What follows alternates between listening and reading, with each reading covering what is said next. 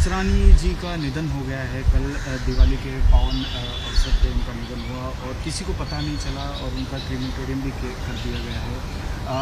आप क्या experience share करेंगे? काफ़ी वेटरन एक्टर रहे थे आप भी, काफ़ी उनके साथ एक्सपीरियंस अगर आप बता पाएँ तो।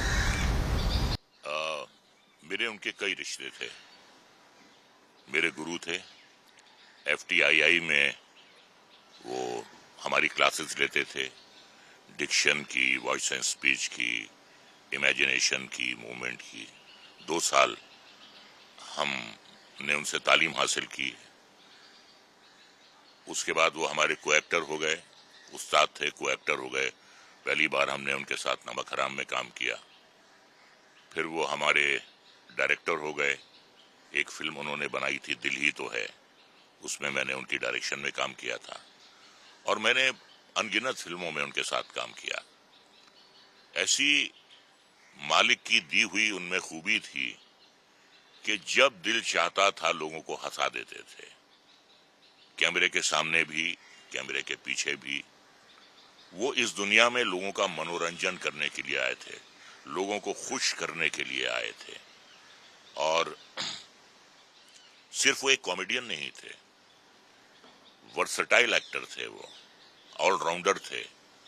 जहां उन्होंने शोले में कॉमेडी की है, एक वो आइकॉनिक रोल बन गया है अंग्रेजों के जमाने के जेलर का। वहीं उन्होंने विलेनिश रोल्स भी किए हैं। हेरा फेरी में किया उन्होंने, निकाह में किया, कोशिश में किया,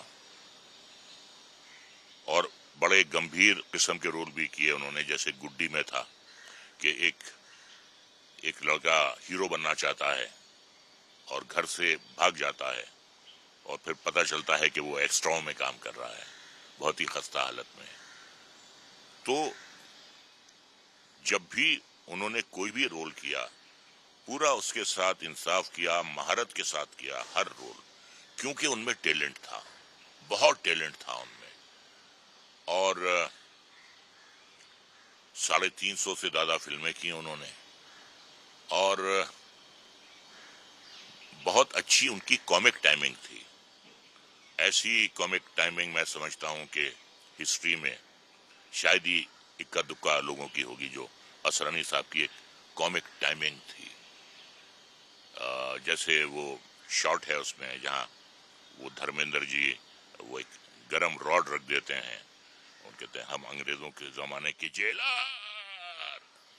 वो जो टाइमिंग थी उनकी कि जैसे ही उन्होंने वो उठाया रॉड गरम, और जेलर कहते कहते हम अंग्रेजों के जमाने के जेलर। वो कमाल की टाइमिंग थी। तो वर्सटाइल थे और एंटरटेनर थे, ऑलराउंडर थे। हर किस्म के रोल किए उन्होंने।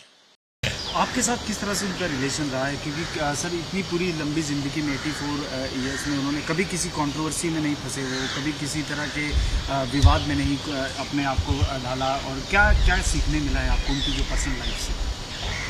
उनकी जो पर्सनल लाइफ है वो he was a very private person. मैं हालांकि उनके बहुत करीब था, लेकिन आज तक मैं कभी उनके घर नहीं गया। घर को उन्होंने स्टूडियो नहीं बनाया और स्टूडियो को उन्होंने घर नहीं बनाया। आपने गुरु कहा उनसे, वो गुरु है। तो क्या आपको लगता है फिर कोई असरानी जैसा पैदा हो सकता? मेरे ख्याल से नहीं, मेरे ख्याल से नहीं। वो दौर, वो जमाना, वो एक्टर, वो डायरेक्टर, वो सब्जेक्ट अब कहाँ है? सभी जनरेशन्स के साथ बनाने वाले कहाँ हैं? वो अब बनाने वाले नहीं हैं। और सिर्फ यही नहीं, बहुत गुजराती फिल्मों में उन्होंने एज ए लीड रोल्स किए और बहुत फिल्में उनकी कामयाब हुई जो कि उनकी लैंग्वेज नहीं थी।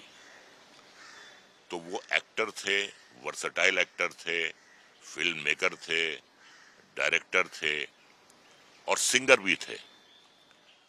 आलाप में उन्होंने एक गाना भी गाया था। तो हर खूबी थी, वो टैलेंट से लबालब थे, टैलेंट से भरपूर थे। और जाते जाते वो नसीहत कर गए थे कि उनके जाने के बाद उनकी फ्यूनरल को इवेंट ना बनाया जाए, तमाशा ना बनाया जाए। तो गुजरने के 1.5-2 घंटे के बाद उनका अंतिम संस्कार हो गया। देखिए, हर शख्स को हक है अपनी जिंदगी जीने का, और हर शख्स को यह भी हक है कि उसकी मृत्यु के बाद वो कैसी मृत्यु चाहता है, तमाशा चाहता है या बिल्कुल उसकी मृत्यु जो है वो बिल्कुल पुरसुकून हो, ज्यादा वहां भीड़ भाड़ ना हो। तो ये क्वालिटीज थी, और जो उनकी ख्वाहिश थी उसका एहतराम किया गया। किसी को इत्तला नहीं मिली, वरना उनके बड़े चाहने वाले, उनके बड़े फैन, सबका अरमान होता है कि आखिरी दीदार कर लें जाके। उससे हम लोग महरूम हो गए। बहरहाल ठीक है, नेवरदलेस उनकी जो ख्वाहिश थी उसका एहतराम किया गया, और किसी को उनके निधन के बारे में बताया नहीं गया।